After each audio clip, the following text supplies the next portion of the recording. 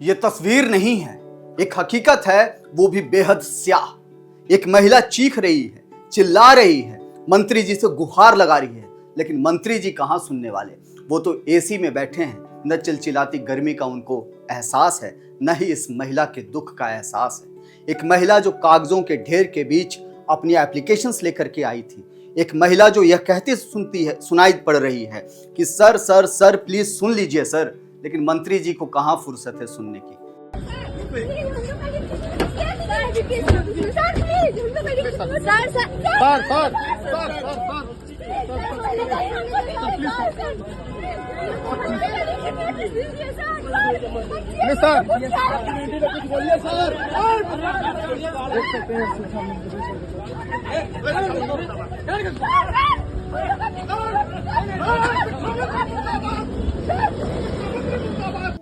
जरा ये तस्वीरें देखिए, ये तस्वीरें आपको परेशान कर सकती हैं। आप सोच सकते हैं कि मंत्री का रुआब कैसा है, रुतबा कैसा है।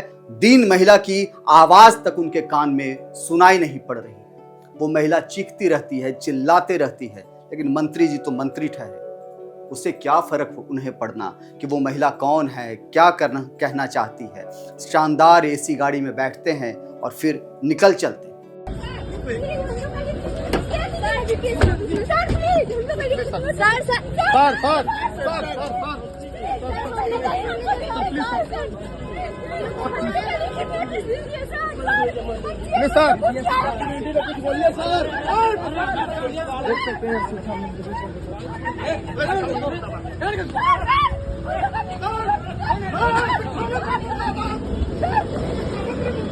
ये तस्वीर पटना से आई है और पटना से आई ये तस्वीर बता रही है कि नीतीश सरकार की राज में किस तरह का माहौल है।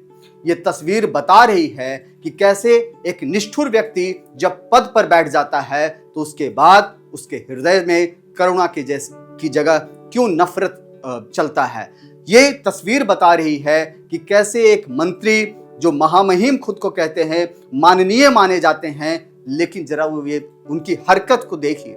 इस तस्वीर में आप देख सकते हैं कि एक महिला चिल्लाते हुए मंत्री जी से गुहार लगा रही है, मंत्री जी के कार पर लटक जाती है, लेकिन मंत्री जी तब भी तरस नहीं खाते, महिला को अपने हाथ से दूर ढकेल करके उसे नीचे गिरा देते हैं। आप चौंक रहे होंगे कि ये मंत्री कौन है। दरअसल ये पूरा मामला पटना से आया है। मंत्री हैं शिक्षा मंत्री बिहार के सुनील सिंह, और इनका रुआब और रुतबा देखिए, और उससे भी ज्यादा इनकी नफरती सोच को देखिए। जो महिला एप्लीकेशन लेकर के पहुंचती है कि सर सर एक बार हमारी सुन लीजिए, लेकिन मंत्री जी इसी गाड़ी में बैठे रहते हैं और फिर ड्राइवर को इशारा करते हैं कि आगे चलो। ड्राइवर गाड़ी आगे बढ़ा देता है। वो जो महिला, फरियादी महिला जो गुहार लगा रही थी, वो उस गाड़ी में लटक जाती है और फिर मंत्री जी अपने हाथ से उसे धक्का देकर नीचे गिरा देते हैं। आप समझ सकते हैं ये बिहार के मंत्री का कैसा चरित्र है। निर्दयता इतनी है कि उस महिला पर उन्हें तरस तक नहीं आया। बिहार में इस वक्त गर्मी का माहौल है, तापमान 40-42 डिग्री तक पहुंच गया है। मंत्री जी एसी का हवा खा रहे हैं, उनके माथे पर पसीने तक नहीं है, लेकिन यह महिला जो धूप में खड़ी है, बेबसी का रोना रो रही है, चीख रही है, चिल्ला रही है, फरियाद कर रही है, गुहार लगा रही है, न्याय की आस में अपनी आवाज पहुंचाने के लिए उस मंत्री तक पहुंचती है। लेकिन यह मंत्री, जरा देखिए इनकी हरकत को एक बार फिर से, पूरे वीडियो को, तब आपको समझ आएगा कि यह मंत्री कर क्या रहे हैं।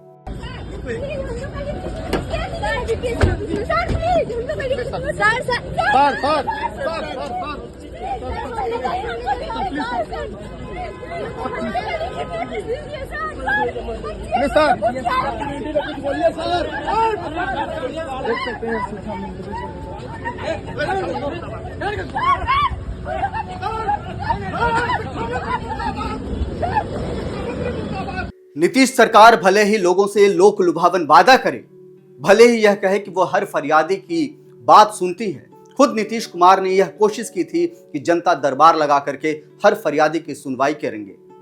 उन्होंने बकायदा जेडीयू दफ्तर में इसका तमाम मंत्रियों को जिम्मेदारी भी सौंपी है। लेकिन बिहार बीपीएससी के टीयर 3 के जब लोग उनसे मिलने पहुंचे तो मिलना तो छोड़िए जनाब, उन्होंने उनका एप्लीकेशन लेना तक वाजिब नहीं समझा। और एप्लीकेशन तो छोड़िए, ये महिला कार में लटक जाती है, उनसे आग्रह करती है, अनुनय करती है, विनय करती है, फरियाद करती है कि प्लीज मंत्री जी एक बार मेरी बात सुन लीजिए, सर हमारी बात सुन लीजिए। लेकिन मंत्री जी तो मंत्री ठहरे।